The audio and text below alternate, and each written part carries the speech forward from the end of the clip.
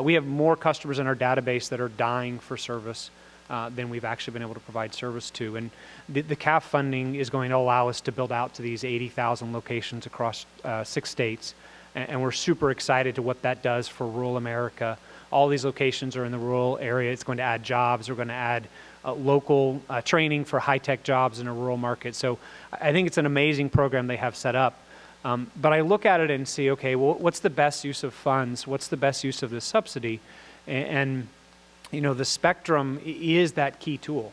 We have lots and lots of bandwidth available to us from fiber providers. Those middle mile projects that went through with BTOP and other ones actually did a very good job of getting the middle mile built out. So we have, in some areas, we have 4 and 5 fiber providers available to us to pick from, which is great because we have competition, but they don't serve that last mile. Now with our subsidy monies from CAF 2, we're going to be able to build out to that last mile. We bid 100 meg down by 20 meg up. And there's a lot of naysayers still in the you know, out there saying, well, you can't do that with wireless. Well, in our application, we actually sent in real world examples where we were already being able to provide 100 meg down by 20 meg up. We can do it.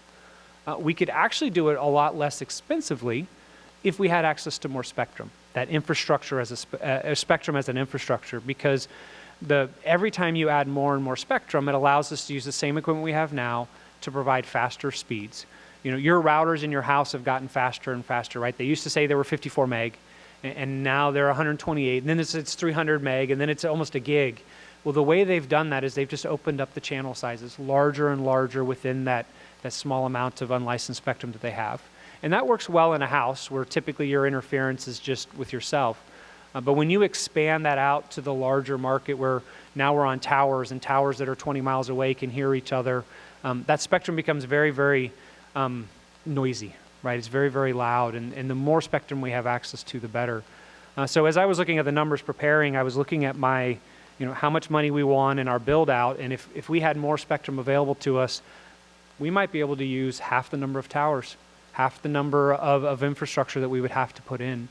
Or we might use twice as many towers because now we're providing more service, and there's more people who want to go with our service because in the rural market, they need this service. And I'd like to say, you know, putting some things in perspective, you know, 4 million customers actually sounds rather small for us small operators, right? We have, you know, 2,000 of us. That sounds very small.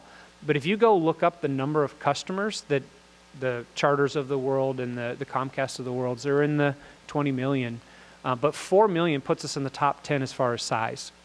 So we are really actually deploying in a very large scale. It just happens to be a lot of small companies, but we're deploying in a very large scale area to provide service and solve this problem. So we are solving the problem up until recently without any government subsidies because the programs weren't available to us. And I'd like to kind of end with this and kind of conclude that the cellular providers will tell you, the mobile providers, they need spectrum, they need more spectrum, they need more spectrum. And they do in the dense areas, but they don't need it in the rural areas. But what they forget to tell you is that over 80% of the traffic across our cell phones goes through unlicensed spectrum, public Wi-Fi. Because we know it works in the house, we know it's very fast. That's where we get a faster service.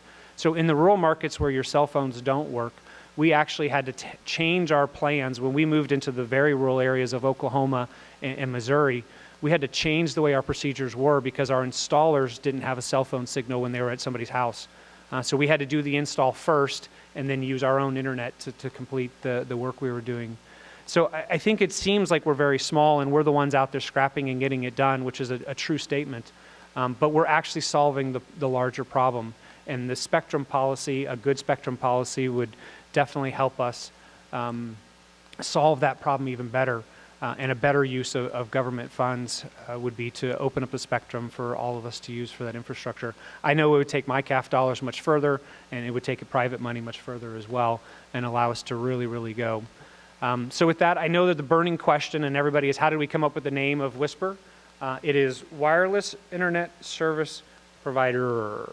So that's how we came up with WISPA. And thank you so much for listening to me, and I hope we can be a sounding board for you and help you come up with great policies that solve that digital divide, and spectrum is a big part of that.